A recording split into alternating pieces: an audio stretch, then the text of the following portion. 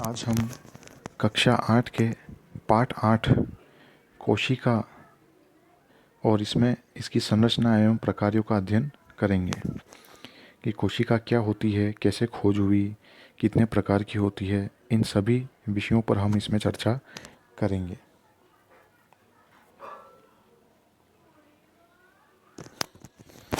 आप पहले ही पढ़ चुके हैं कि हमारे आसपास की वस्तुएं या तो सजीव हैं अथवा निर्जीव। साथ ही आपको यह भी याद होगा कि सभी सजीव कुछ मूलभूत कार्य संपादित करते हैं। क्या आप इन कार्यों की सूची बना सकते हैं?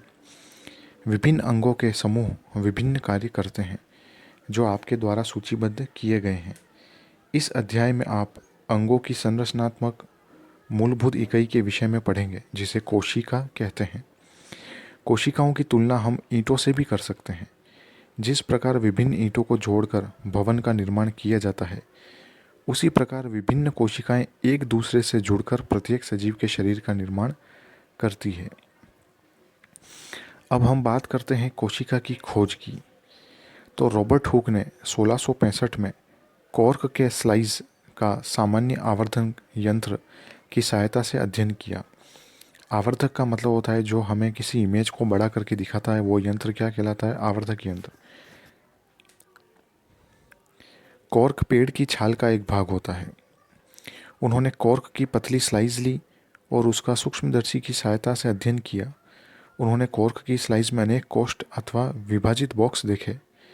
ये बक्से मधुमक्खी के छत्ते के समान दिखाई देते थे, जैसा कि आप इस चित्र में देखिए। बिल्कुल इस तरह से छोटे छोटे छेद दिखाई दे रहे हैं, जबकि वो छेद नहीं, कोशिकाएं हैं। रॉबर्ट हुक द्वारा देखी गई ये कोशिकाएं थी। उन्होंने यह भी देखा कि एक कोष्ठक अथवा बॉक्स दूसरे से एक दीवार अथवा विभाजन पट्टी से अलग था, यानी वो मिक्स नहीं थे, उनके बीच में एक पट्टी थी। हुक ने प्रत्येक कोष्ठ को कोशिका नाम दिया। हुक द्वारा देखी गई यह बक्सेनुमा संरचना वास्तव में मृत कोशिकाएं थी। सजीवों की जीवित कोशिकाओं को संवर्धित सूक्ष्मदर्शी की खोज के बाद ही देखा जा सका। रॉबर्ट हुक के प्रेक्षण के लगभग 150 वर्षों के बाद तक भी कोशिका के विषय में बहुत ही कम जानकारी थी। लेकिन आज हमें कोशिका की संरचना एवं कार्यों के विषय में बहुत अधिक जानकारी है। यह अधिक आवर्धन क्षमता वाले संवर्धित सूक्ष्मदर्शी एवं अन्य तकनीकों के द्वारा ही संभव हो सका है। कोशिका भवन के लिए ईंट एवं सजीवों में कोशिका दोनों ही मूलभूत संरचनात्मक इकाई है। यद्यपि भवन निर्माण में एक समान ईंटों का प्रयोग होता है, परंतु उनकी आकृति, डिजाइन एवं साइज अलग अलग होते हैं। इसी प्रकार सजीव जगत के जीव एक दूसरे से भिन्न होते हुए भी कोशिकाओं के बने होते हैं। निर्जीव ईंट की अपेक्षा सजीवों की कोशिकाओं की रचना अधिक जटिल होती है। पहेली कहती है, मुर्गी का अंडा आसानी से दिखाई दे जाता है। क्या यह एकल कोशिका है अथवा कोशिकाओं का एक समूह है?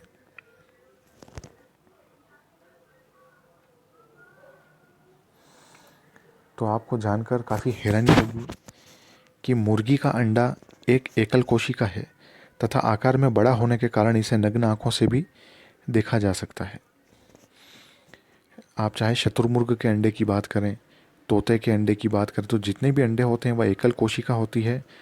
हालांकि ये माना जाता है कि कोशिका हमेशा सूक्ष्मदर्शी होती है, लेकिन हर केस में ऐसा नहीं होता। कभी कभी ऐसे भी होता है कि कोशिकाएं बहुत बड़ी होती है, आकार में लंबी हो सकती है, मोटी हो सकती है, चपटी हो सकती है। तो हमेशा अपने दिमाग में एक बात का ख्याल रखें कि कभी ये ना सोचें कि कोशिकाएं हमेशा छोटी ही होती होगी और सिर्फ सूक्ष्मदर्शी से ही दिखती होगी। ऐसा नहीं होता। यह आपके सामने एक चित्र है ईंट की दीवार का। आप देखिए कैसे ईंटों ने मिलकर दीवार बनाई। इसी प्रकार ये देखिए प्याज की झिल्ली का। प्याज की झिल्ली में ये जो आप देख रहे हैं ईंटों के समान रचना, ये सारी कोशिकाएं हैं। और प्रत्येक कोशिका के बीच में जो आपको गोला नज़र आ रहा है, यह गोला एक केंद्रक है। हर कोशिका में एक केंद्रक होता है। अब है सजीवों में कोशिका की संख्या, आकृति एवं साइज में विभिन्नता होती है। इस बारे में अपने को अध्ययन करना है। वैज्ञानिक किस प्रकार सजीव कोशिकाओं का प्रेक्षण एवं अध्ययन करते हैं? वह सूक्ष्मदर्शी का उपयोग करते हैं। जिसकी सहायता से वस्तु के आवर्धित प्रतिबिंब का अध्ययन किया जा सकता है। कोशिका की संरचना का विस्तृत अध्ययन करने के लिए अभिरंजक का उपयोग किया जाता है। तो रंजक का अर्थ होता है रंगने वाले रंग। तो बिना रंगे हम कोशिकाओं को स्पष्ट नहीं देख सकते। तो पृथ्वी पर लाखों जीव हैं, वह आकृति व साइज में भिन्न है। उनके अंगों की आकृति, साइज एवं कोशिकाओं की संख्या में भी भिन्नता होती है। आइए इनमें से कुछ का हम अध्ययन करें। कोशिकाओं की संख्या के बारे में जानते हैं पहले। क्या आप किसी लंबे वृक्ष अथवा हाथी जैसे विशाल जंतु के शरीर में पाई जाने वाली कोशिका की संख्या का अनुमान लगा सकते हैं? यह संख्या अरबों खरबों में हो सकती है।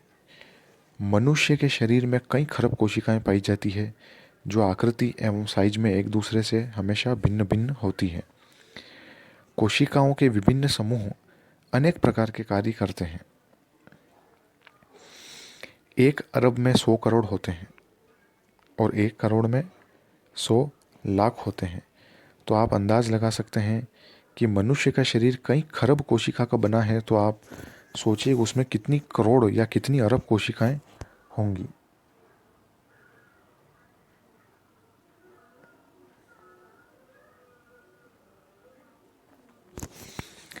वह जीव जिसका शरीर एक से अधिक कोशिकाओं से मिलकर बना होता है, उन्हें बहुकोशिकीय जीव या मल्टी सेल्यूलर कहते हैं।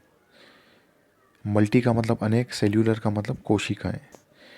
छोटे जीवों में कोशिकाओं की कम संख्या उनके क्रियाकलापों को किसी प्रकार प्रभावित नहीं करती। आपको जानकर आश्चर्य होगा कि अरबों कोशिकाओं वाले जीवों के जीवन का प्रारंभ एक कोशिका से ही हुआ था, जो एक निषेचित अंडा है। निषेचित अंडा गुणन करता है तथा वृद्धि एवं परिवर्धन के साथ साथ कोशिकाओं की संख्या बढ़ती जाती है। परिवर्धन शब्द का मतलब होता है डेवलपमेंट, कि अंडा धीरे धीरे डेवलप करता जाता है। चित्र 8.3a एवं 8.3b को देखिए। दोनों जीव एकल कोशिकाओं के बने हैं। एक कोशिका वाले जीवों को एक कोशिकीय जीव कहते हैं। ये देखिए आप, एक अमीबा है जिसकी अनियमित आकृति है और एक पेरियामीशियम है जिसकी नियमित आकृति है। तो ये दोनों ही एक कोशिकीय जीव के उदाहरण हैं। कभी एग्जाम में अगर प्रश्न पूछा जाए तो आप इनके नाम याद रखिएगा।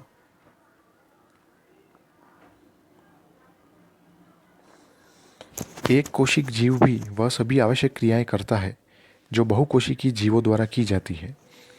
यानी जैसे हम मनुष्य बहुकोशिकीय जीव हैं, हम श्वास लेते हैं, भोजन करते हैं, उत्सर्जन करते हैं, गमन करते हैं, ये सभी क्रियाएं करते हैं। तो इसी प्रकार एक कोशिकीय जीव भी वो सभी क्रियाएं आसानी से कर लेते हैं। एक कोशिकीय जीव जैसे कि अमीबा भोजन का अंतर्ग्रहण करता है तथा उन्हें पचाता है और श्वसन, उत्सर्जन, वृद्धि एवं प्रजनन भी करता है। बहुकोशिक जीवों में यह सभी कार्य विशिष्ट कोशिकाओं के समूह द्वारा संपादित किए जाते हैं। कोशिकाओं का यह समूह ऊतक का निर्माण करता है तथा विभिन्न ऊतक अंगों का निर्माण करते हैं। क्रियाकलाप 8.1। अध्यापक अमीबा एवं पैरामीशियम की स्थायी स्लाइड सूक्ष्मदर्शी यंत्र से दिखा सकते हैं। इसके अतिरिक्त अध्यापक तालाब से जल एकत्र करके स्लाइड बनाकर जल में उपस्थित जीवों को भी दिखा सकते हैं। अगली बात करते हैं हम कोशिका की आकृति की। तो चित्र 8.3a में आपने देखा था अमीबा का चित्र था। चित्र में दर्शाए गए अमीबा की आकृति को आप किस प्रकार परिभाषित करेंगे? आप कह सकते हैं कि इसकी आकृति अनियमित है। वास्तव में अमीबा की कोई सुनिश्चित आकृति नहीं होती। यह अपनी आकृति हमेशा बदलता ही रहता है। इसके मुख्य शरीर से बाहर की ओर परिवर्ती लंबाई के प्रवर्ध उभरते रहते हैं। प्रवर्ध का मतलब होता है उंगली नुमा रचना, जो बाहर की ओर आपको उस चित्र में नजर आ रही थी। उन्हीं प्रवर्धों को पादाप कहते हैं। जैसा कि आप कक्षा 7 में पढ़ चुके हैं, यह प्रवर्ध अमीबा की गति के समय अथवा भोजन को अधिग्रहण करते समय बनते व बिगड़ते रहते हैं। पहली पूछती है, अपनी आकृति बदलने से अमीबा को क्या लाभ होते हैं? तो लाभ ये रहे कि गति करने के लिए उसको आकृति बदलनी पड़ती है और भोजन को पकड़ने के लिए और उत्सर्जन करने के लिए भी उसको अपनी आकृति बदलनी पड़ती है। बूजो कहता है अमीबा की बदलती हुई आकृति पादाप के बनने के कारण होती है, जो उसे गति प्रदान करने एवं भोजन ग्रहण करने में सहायता करती है। मनुष्य के रक्त में पाई जाने वाली श्वेत रक्त कणिकाएं यानी WBC एक कोशिकीय संरचना का उदाहरण है जो अपनी आकृति बदल सकती है। WBC एक कोशिका है, जबकि अमीबा एक पूर्ण विकसित जीव है जो इसका स्वतंत्र अपना एक अस्तित्व है।